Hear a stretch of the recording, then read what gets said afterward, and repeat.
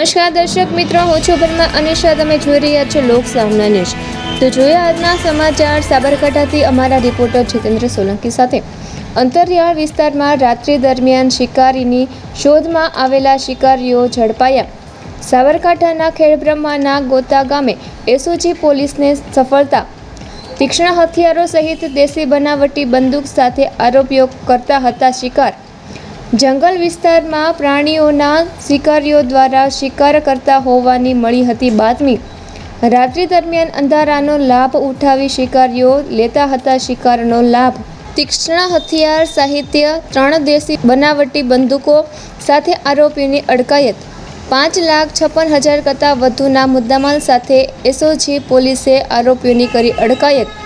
શિકારની શોધમાં નીકળેલા 11 આરોપીઓની કરાઈ છે અટકાયત. 11 જેટલા મોટરસાયકલ સહિતનો મુદ્દામાલ જપ્ત કરાયો. તો ફરી મળીશું એક નવા સમાચાર સાથે. ત્યાં સુધી જોતા રહો લોક સામના ન્યૂઝ.